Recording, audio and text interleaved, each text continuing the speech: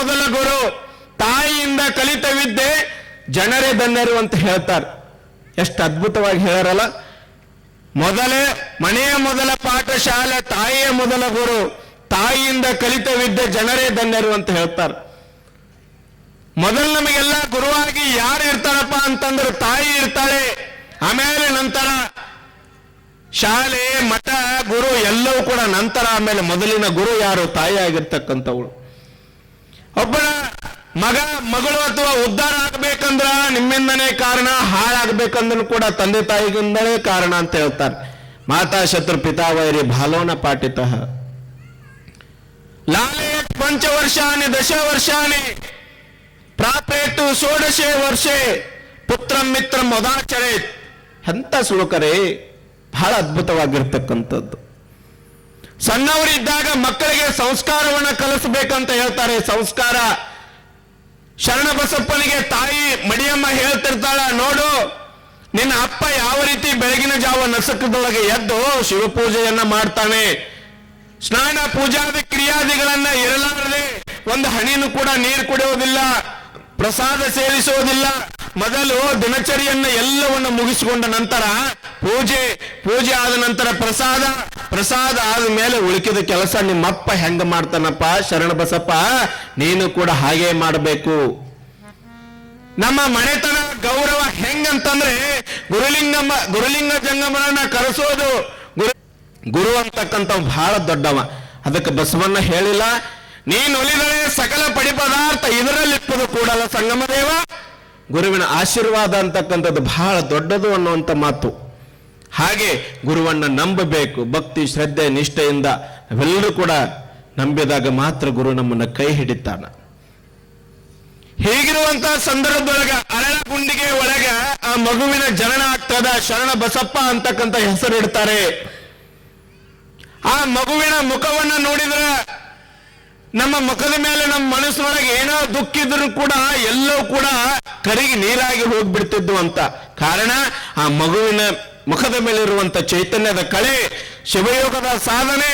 ಆ ಮಗುವನ್ನ ನೋಡಿದ್ರೆ ಸಾಕು ಬಹಳ ಖುಷಿ ಆಗ್ತಿತ್ತಂತ, ಬಹಳ ಸಂತೋಷ ಆಗ್ತಿತ್ತಂತ. ನೆರೆಹೊರೆಯವರು ಆಜುಬಾಜು ಮನೆಯವರು ಬಂದ ಆ ಮಗುವನ್ನ ನೋಡಾಕ ಬರ್ತಿದ್ರಂತ. ಅಯ್ಯಯ್ಯ ಎಷ್ಟು ಚಂದದ ಮಗು, ಬಹಳ ಚಂದದ. ಆ ಮಗುವಿನ ಮುಖ ನೋಡಿದ್ರೆ ಸಾಕು, ಯವ್ವ ಆ ಮಗು ಎಷ್ಟು ಚಂದದ, ಏನು ಪುಣ್ಯ ಮಾಡಿ ನೀನು, ಏನು ಭಾಗ್ಯ ಮಾಡಿ. ಮಗುವಿನ ಮುಖ ನೋಡಿದ್ರೆ ಸಾಕ ತಲೆಯಾಗಿದ್ದ ಎಲ್ಲ ವಿಚಾರಗಳು ಹೋಗಿ ಬಹಳ ಸಂತೋಷ ಆಗ್ತದೆ, ಬಹಳ ಸಂತೋಷ ಆಗ್ತದೆ. ದುಃಖ ಇರುವಂತ ಮನುಷ್ಯ ಹೋಗಿ ಆ ಮಗುವಿನ ಮುಖ ನೋಡಿದ್ರು ಕೂಡ ಸಂತೋಷ ಆಗ್ತಿತ್ತಂತ. ನೋಡ್ರಿ, ಸಂತೋಷ ಆಗ್ತಿತ್ತಂತ. ಆ ಜನರು ಎಲ್ಲರೂ ಹೇಳೋದನ್ನ ಕೇಳಿಗೆ ತಾಯಿಗೆ ಖುಷಿ ಆಗ್ತದ, ಸಂತೋಷ ಆಗ್ತದ. ಅಂಬೇಗಾಲಿನೊಳಗೆ ನಡೀತಾ ಇರ್ತಾನೆ, ತೊಲಿನ ಮಾತಿನೊಳಗೆ ಮಾತಾಡ್ತಿರ್ತದೆ. ಶಿವಯೋಗದ ಕಳೆಯನ್ನ ಹೊತ್ತು ತಾಯಿಯ ತೊಡೆ ಮೇಲೆ ಹಾಕೊಂಡು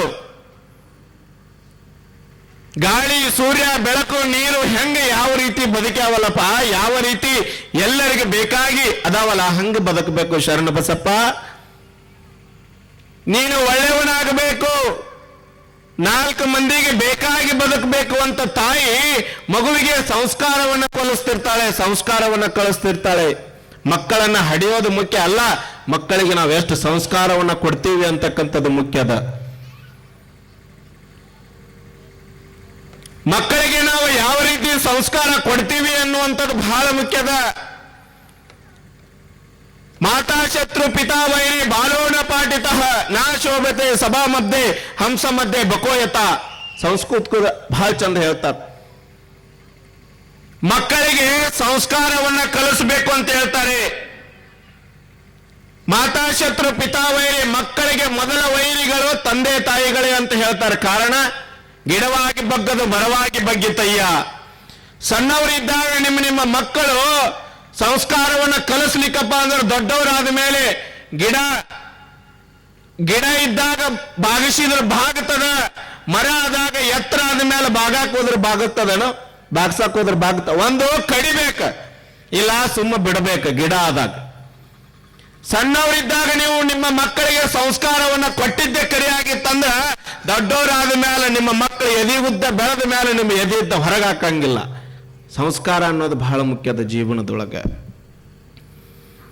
ಸಂಸ್ಕಾರವನ್ನ ತಾಯಿ ಮಡದಮ್ಮ ಕಲಿಸ್ತಿರ್ತಾಳ. ಶರಣಬಸಪ್ಪನಿಗೆ ಯಾವ ರೀತಿ ಬೆಳಗಿನ ಜಾವ ನಸುಕಿನ ಜಾವದೊಳಗ ತಾನು ಎದ್ದು ಮಗುವನ್ನ ಎಬ್ಬಿಸಿ ಸ್ನಾನ ಮಾಡಿ ಯಾವ ರೀತಿ ಅಪ್ಪನಾಗಿರ್ತಕ್ಕಂಥ ಆದಯ್ಯ ಶಿವಯೋಗಕ್ಕಾಗಿ ರೆಡಿ ಆಗ್ತಿದ್ದಲ್ಲ, ಸ್ನಾನ ಆದ್ಮೇಲೆ ಭಸ್ಮ ಧರಿಸಿಕೊಂಡು ಎಲ್ಲ ಪೂಜೆಗಳಿಗೆ ಮಡಿಯಮ್ಮ ತಯಾರು ಮಾಡಿಟ್ಟಿರ್ತಾಳ.